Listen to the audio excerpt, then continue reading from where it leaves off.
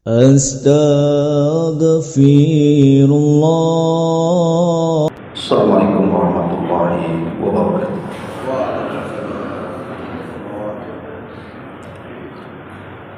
Alhamdulillah wassalatu wassalamu ala Rasulillah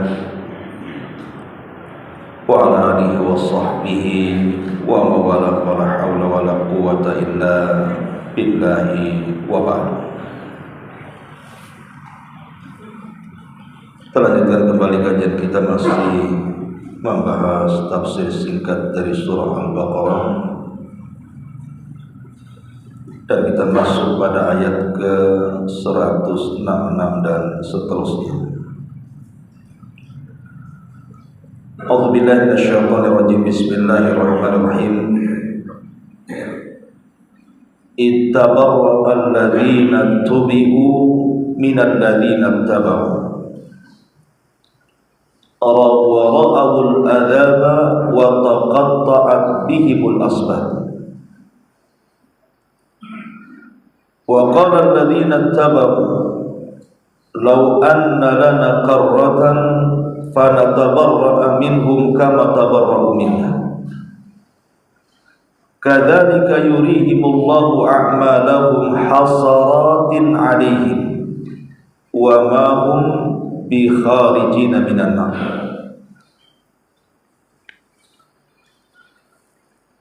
Ketika orang-orang yang diikuti itu berlepas diri dari orang-orang yang mengikuti,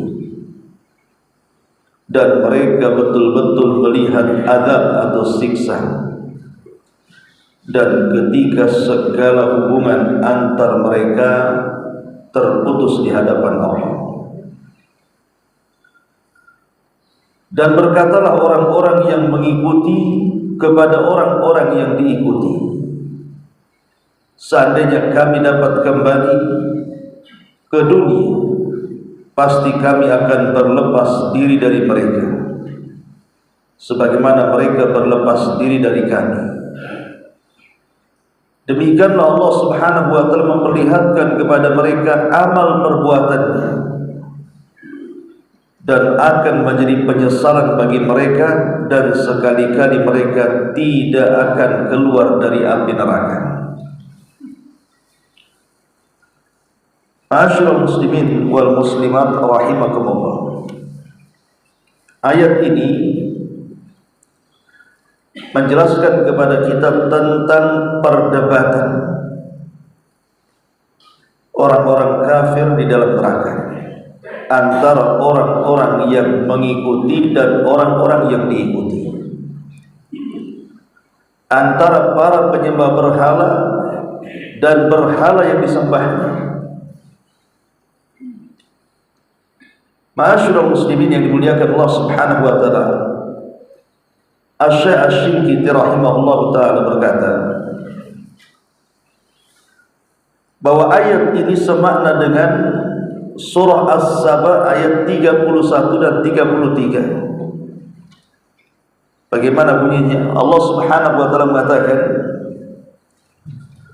wa qala alladziina kafaru lan nu'mina bihadzal qur'an wala billadzi baina yadayhi walau tara idz zalimuna mawqufuna inda rabbihim yarji'u ba'duhum ila ba'dil qawl yaqulu alladziina istud'ifu lil ladziina istakbaru laula antum lakunna mu'minin.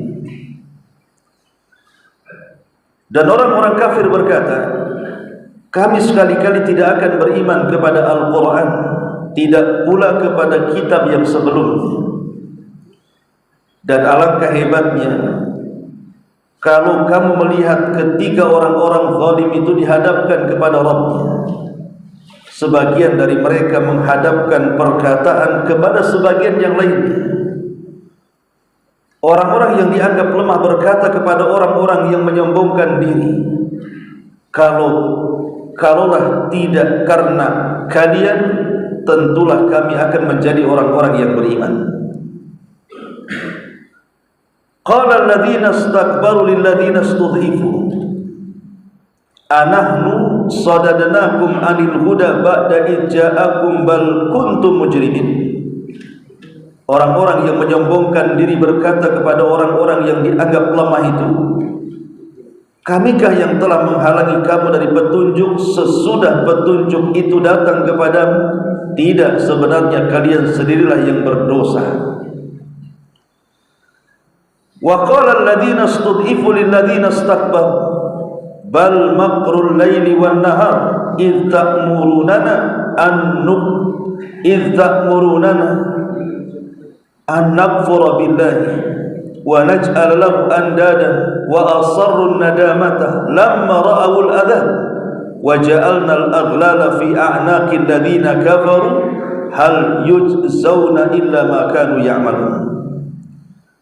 Dan orang-orang yang dianggap lemah berkata kepada orang-orang yang menyombongkan diri itu, tidak, sebenarnya tipu daya kalian itulah di waktu malam dan siang untuk menghalangi kami.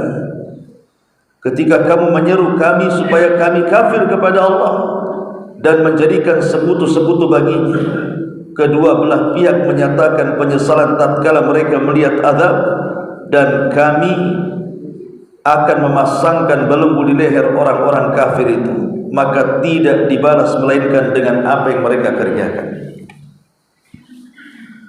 Ma'asyiral muslimin yang dimuliakan Allah Azza wa Jalla, kesimpulan dari ayat ini bahwa manusia-manusia saat di dunia, sebagian mereka ada yang menyembah binatang, sebagian mereka ada yang menyembah manusia. Baik manusia yang disembah itu redha ataupun tidak, seperti yang redha disembah seperti Fir'aun, Namrud, atau orang-orang yang suka disembah, ataupun orang-orang yang tidak redha disembah seperti Uzair, kemudian juga Isa bin Maryam. Mereka tidak redha tetapi disembah. Atau sebagian mereka yang menyembah para malaikat, atau sebagian mereka menyembah jin-jin dan yang semacamnya. Nanti pada hari kiamat, antara orang yang disembah dan orang yang menyembah ini akan berlepas diri. Satu dengan yang lainnya saling berhujah di hadapan Allah bahwa mereka tidak pernah memerintahkan untuk disembah ataupun menyembah. Maka di sini Allah Subhanahu wa taala mengatakan, ittabarra alladzina tubi'u minal ladzina tabau. Ketika orang-orang yang diikuti itu berlepas diri dari orang-orang yang mengikuti. Artinya orang yang disembah dan yang menyembah masing-masing berlepas diri. Kapan itu? Wa ra'awul adzaba, ketika mereka melihat azab. Ada yang mengatakan yang dimaksud azab di sini adalah neraka yang diperlihatkan. Karena nanti pada hari kiamat Allah Subhanahu wa taala akan mendatangkan jahanam di hadapan manusia di padang mahsyar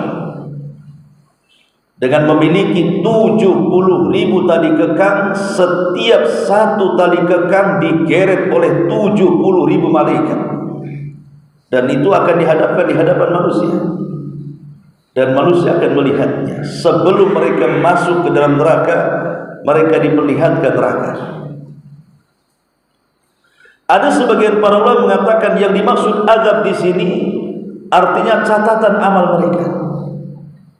Jadi ketika Allah Subhanahu wa taala kemudian menerbangkan catatan-catatan amal mereka, kemudian sebagian mereka ada yang mengambil dengan tangan kanannya, sebagian mereka ada yang mengambil dengan tangan kirinya, sebagian mereka ada yang mengambil dengan tangan kiri di balik pundaknya.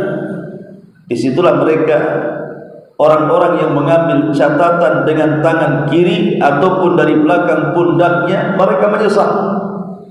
Lah ketika menyesal itulah mereka saling salah menyalahkan di antara mereka. Dan ketika itu wa taqatta'at bihimul asbab, maka segala hubungan antar mereka terputus kelak pada hari kiamat.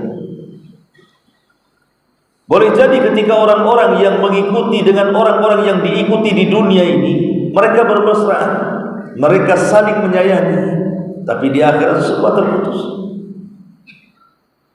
Dan ini mencakup segala yang ditaati selain daripada Allah Subhanahu wa taala. Seperti mamanya kita rakyat mentaati pemerintah. Kalau dalam rangka ketaatan kepada Allah Subhanahu wa taala, artinya pemerintah memerintahkan sesuatu yang sifatnya memang kebaikan dan tidak ada penyelisihan dengan Al-Quran dan Sunnah, sami'na wa ata'na. Kita dengar, kita taat. Karena itu yang diperintahkan Allah dalam Al-Quran, atiullaha wa atiur rasul wa ulil amri minkum. Taatilah Allah dan Rasulnya dan pemerintah kalian. Tapi kalau seandainya yang diperintahkan itu sebuah kebatilan, maksiat kepada Allah Subhanahu wa taala, maka kita tidak boleh mentaati. Sebab kalau kita mentaati apapun yang diperintahkan pemimpin kita kepada kita, apakah di atas maksiat ataukah tidak di atas maksiat, nanti pada hari kiamat akan terbukti semuanya. Bahkan pemimpin akan melepaskan diri dari kita, sebagaimana kita juga akan berlepas diri dari mereka. Termasuk juga ketaatan yang berlebihan. Seorang murid kepada guru, seorang murid kepada syekh, atau seorang anak kepada orang tua, apapun bentuk ketaatannya, kalau dalam rangka bermaksiat kepada Allah Azza wa Jalla kemudian kita taati, maka masuk dalam ayat ini. Anak mentaati orang tuanya dalam kemaksiatan, masuk dalam ayat ini. Seorang murid mengikuti perintah gurunya padahal di atas kemaksiatan, masuk pada ayat ini.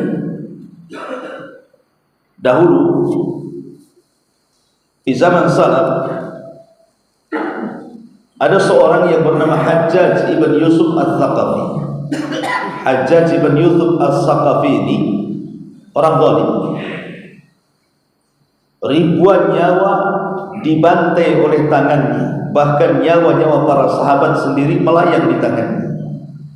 Memang zalim, terkenal raja zalim Hajjaj ibn Yusuf.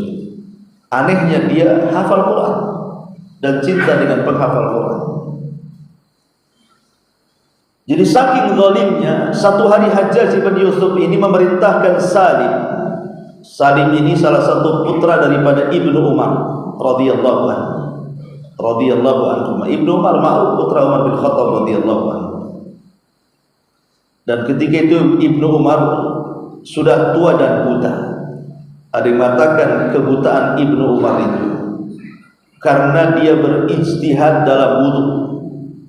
Ibnu Umar itu berijtihad dalam wudu bahwa kelopak mata itu bagian daripada wajah, sehingga kalau mencuci wajah itu bukan hanya dicuci tapi kelopak matanya dicuci. Sehingga Ibnu Umar mengalami kebutaan di akhir hayatnya. Tapi ini ijtihad beliau, tidak bisa ditiru.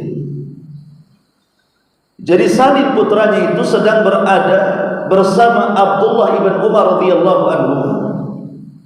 Tiba-tiba Hajjaj memerintahkan Salim untuk membunuh seseorang.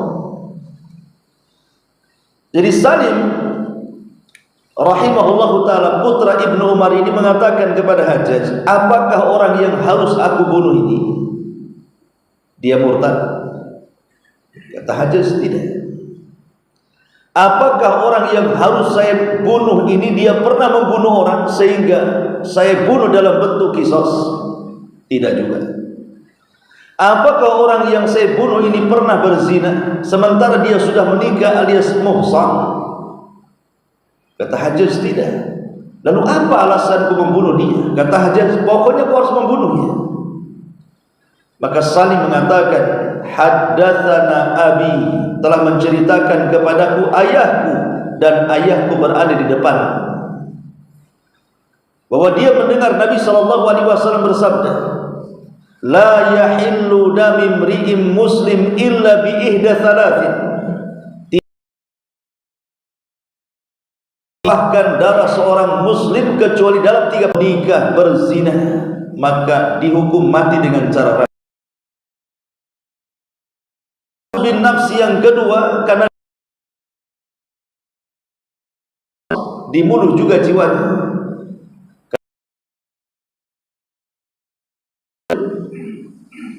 Kemudian yang ketiga, orang-orang yang murtad al-mufariq lil jamaah, orang-orang yang keluar dari jamaah kaum muslimin alias keluar dari Islam. Man baddala dina faqtul, siapapun yang mengganti agama, radhiyallahu anhum.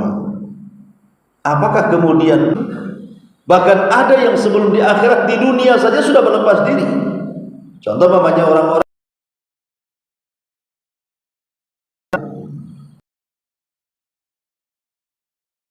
kepada pemimpin sampai menghalalkan semua cara, kan?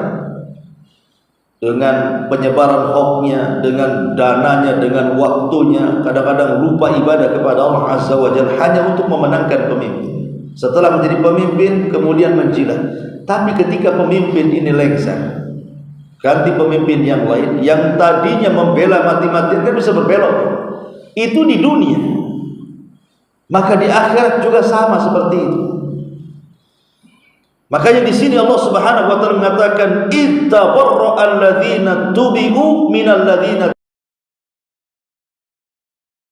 diri dari orang-orang yang mengikuti. Lamma qudiyal amru, dan berkata kepada orang, iblis berkata kepada mereka, oleh sebab itu janganlah kalian mencerca aku, tetapi sebagaimana kalian juga tidak mungkin menolong aku. Sesungguhnya inni kafartu bima asyrak, adzabun alim, sesungguhnya berlepas diri kepada orang-orang yang pernah disesatkannya di dunia. Pada di dunia jelas-jelas iblis yang mengajak kita ini untuk aku kan hanya menyeru kafir Quraisy untuk menyerang Nabi dan juga para sahabatnya. Subhanaka anta waliyuna min duni bal kanu ya'budunal jin aktsaruhum bihim mu'minun. Malaikat-malaikat, Engkaulah pelindung kami, bukan mereka. Bahkan mereka telah menyembah jin, kebanyakan mereka beriman kepada jin. Maka yang mengikuti dan yang diikuti itu akan melakukan perdebatan kelak pada hari kiamat dan saling berlepas diri satu dengan yang lainnya. Kemudian Allah Subhanahu wa taala mengatakan, wa qala alladziina tabau law anna lana qarratan fanatabarra'a minhum kama tabarra'u minna.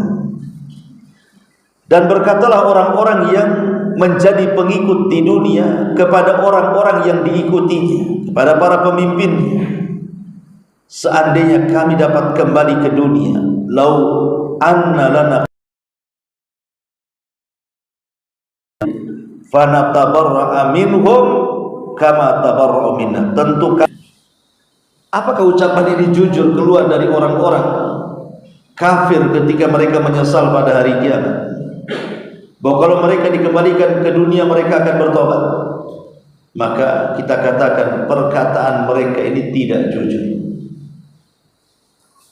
Seandainya orang-orang kafir itu yang ada di akhirat dikembalikan ke dunia, pasti mereka akan kafir lagi.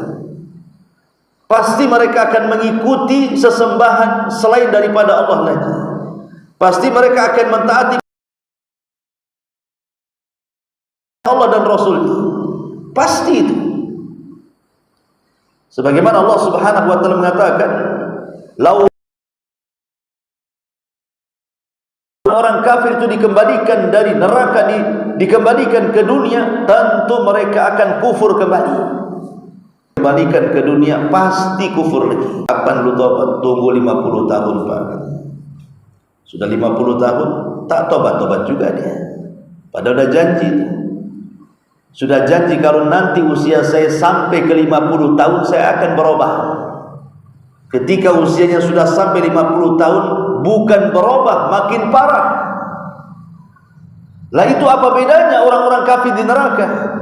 Ya Allah, kalau seandainya kau kembalikan ke dunia, oke, Allah kembalikan ke dunia. Setelah di dunia, apa menjamin engkau akan beriman? Tidak, pasti kufur lagi. Seperti orang-orang yang berjanji nanti 50 tahun bertobat, sudah sampai 50 tahun tak tobat-tobat juga tuh.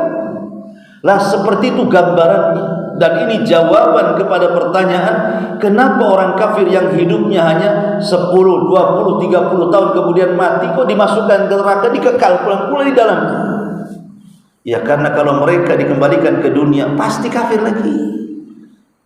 Jadi Allah sudah tahu kelakuan mereka itu. Makanya Allah mengatakan, "Lau ruddu la'adu lima nuhu anhu." Kalau mereka dikembalikan pasti mereka kembali kepada kekufuran mereka.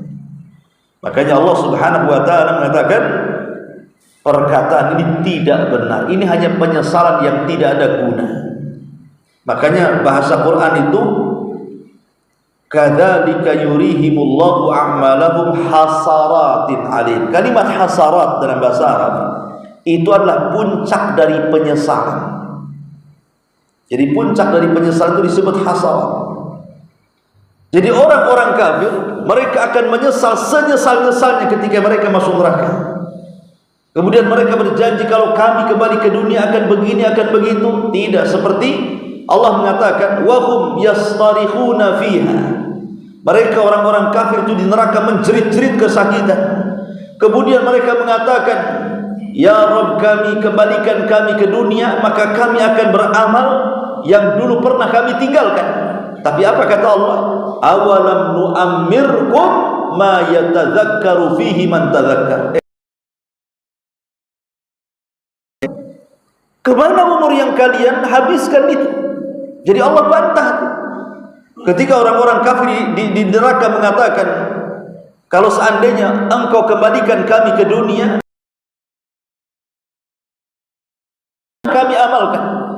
Tapi apakah Allah Subhanahu wa taala kabulkan? Mustahil. Justru Allah katakan awalam nu'ammirkum ma yatadzakkaru fihi man tadzakkar. Loh, dulu di dunia ku kasih usia panjang kepada kalian. Bahkan bukan hanya itu saja, kami kirim pemberi peringatan kepada kalian. Lalu kemana kalian habiskan usia kalian? Dan kenapa pemberi peringatan kalian tidak dengar? Jadi mereka akan menyesal senyesal-nyesalnya. Itu disebut hasar. Belum sampai ke neraka, baru di dalam kuburan. Hari ini ada orang meninggal kemudian masuk ke dalam kuburan. Apa cita-cita orang-orang yang masuk ke dalam liang lahat?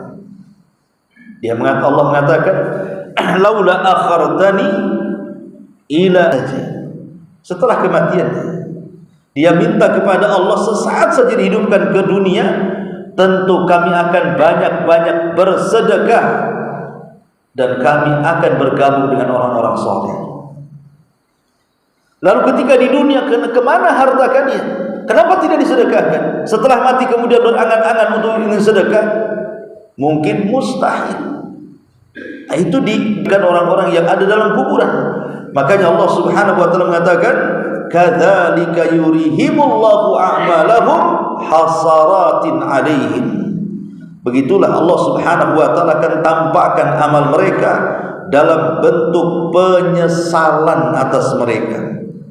Wa ma hum bi kharijina minan nar. Tapi mereka sekali-kali tidak mungkin keluar dari neraka. Mereka sekali-kali tidak mungkin keluar dari neraka.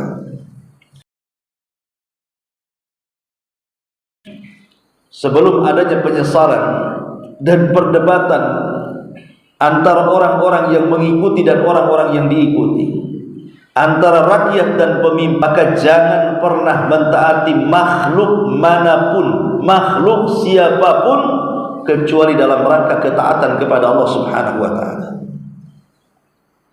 Sebab begitu sayangnya anak kepada orang tua, terkadang orang tua memerintahkan sesuatu yang bermaksiat, karena sayangnya anak kepada orang tua, akhirnya dilakukan saja untuk perintahnya.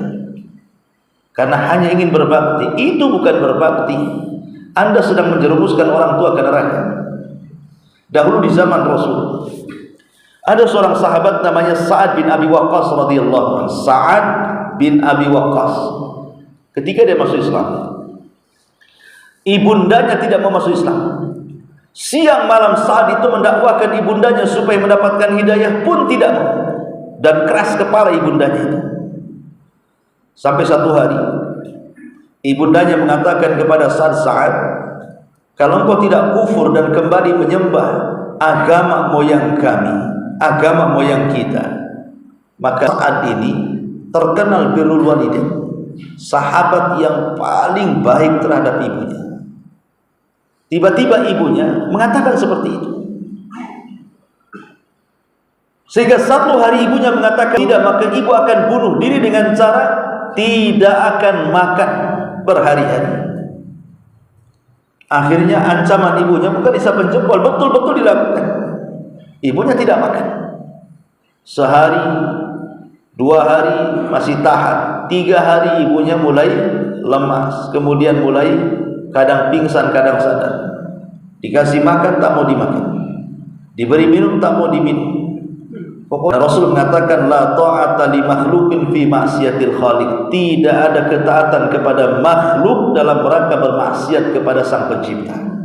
Saat memperjuangkan akidah, ini tidak boleh ditaati. Akhirnya Sa'ad pun bersikap dan mengatakan laki mi'atu nafsin. Thumma kharajti nafsan ma kharaj. Persatu nyawa itu agar aku murtad dari agama Muhammad. Wallahi demi Allah aku tidak akan murtad. Dari sini turun ayat wa sahibhuma fid dunya ma'rufa. Turun ayat, jika kedua orang tua memaksakan kamu untuk cara yang baik.